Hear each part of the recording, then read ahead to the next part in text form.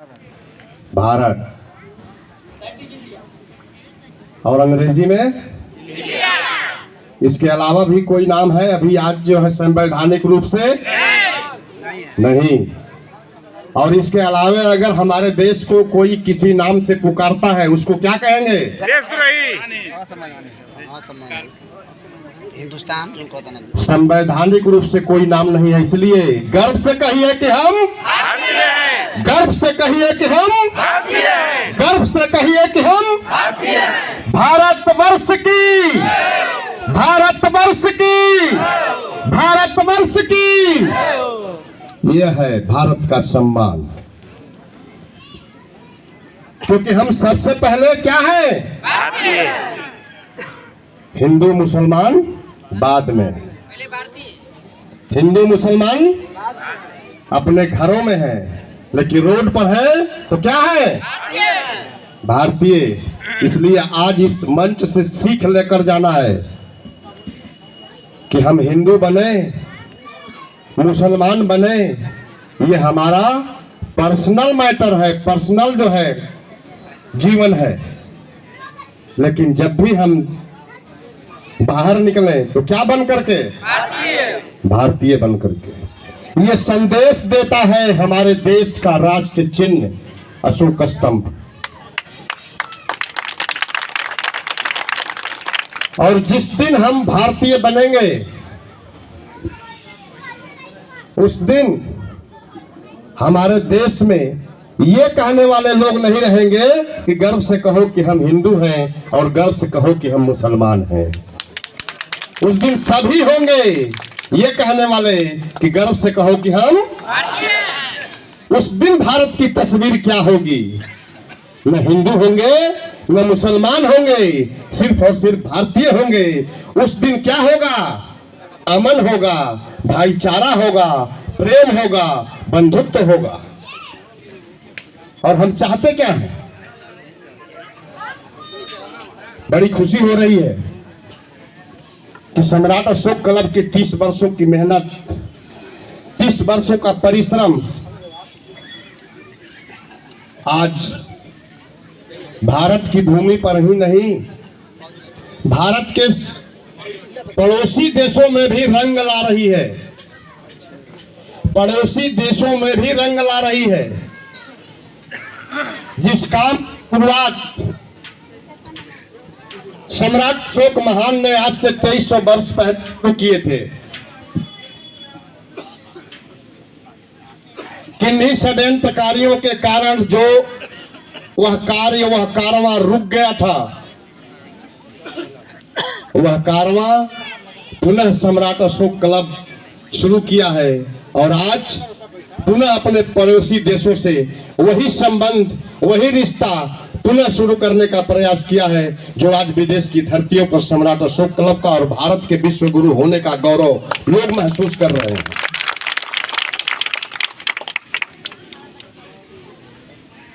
और उसी सभ्यता, उसी संस्कृति का प्रतीक आज गांव गांव, शहर शहर, यहां तक से कि सरकारी कार्यालयों में, सरकारी प्रतिष्ठानों में, सरकारी संस्थानों में सम्राट अशोक क्लब के कार्यकर्ता उसे स्थापित करने का प्रयास कर रहे हैं और उसमें सफलता भी मिल रही है।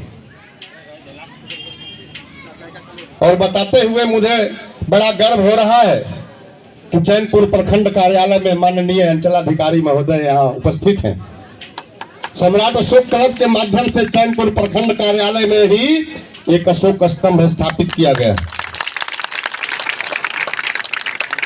और मैं माननीय अंचलाधिकारी महोदय से अनुरोध करूंगा कि सर आप जहां जहां अगर आप जाएं तो इस अशोक स्तंभ को स्थापित करवाने का कार्य करें, क्योंकि कहा गया है कि चित्र से ही चरित्र का निर्माण होता है।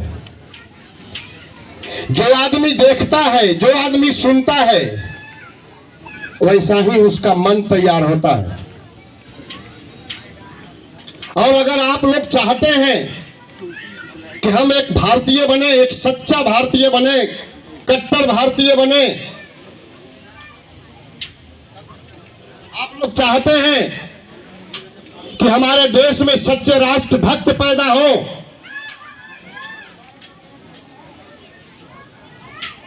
तो अशोक स्तंभ को गांव गांव ही नहीं मोहल्ले मोहल्ले में स्थापित करने की जरूरत है।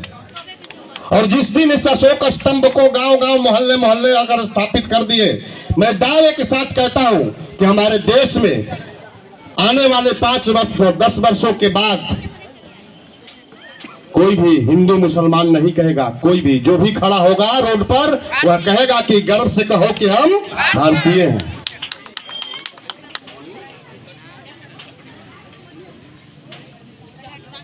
आज बड़ा ही सुंदर दिन है। आज कल्याणीपुर गांव के लोगों ने और क्षेत्रीय लोगों ने एक ऐसा इतिहास लिखा है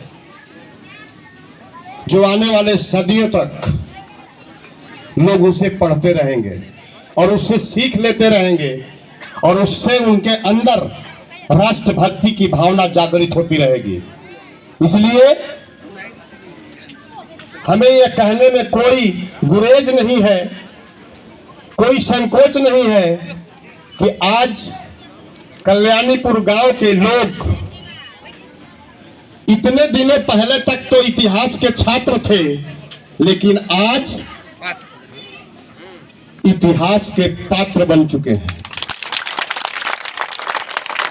अब आपको लोग, आपके अगल बगल के पड़ोसी लोग आपको पढ़ेंगे और आपको पढ़ करके पुनः भारत के गौरवशाली विश्व विजयी विश्व गुरु सभ्यता संस्कृति को स्थापित करने का प्रयास करेंगे।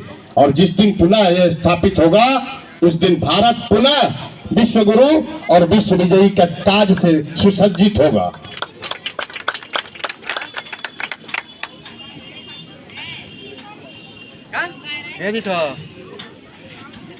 आगे हम यही चाहेंगे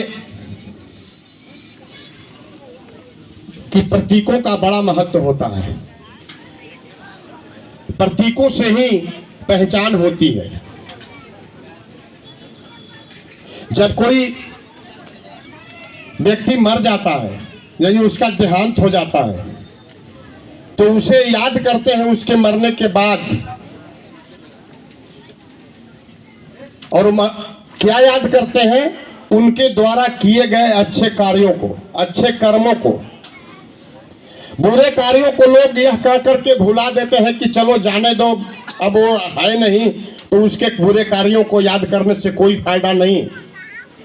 लेकिन जो उनके द्वारा अच्छे कार्य किए जाते हैं, उसे आदमी यह कह करके नहीं भुला देता कि वो अब उनका देहांत हो गया, वो बेचारा मर गया, अब उनको याद करने से कोई फायदा नहीं। हमारे देश में अमर होने की कहानी सदियों से सुनाई जाती है।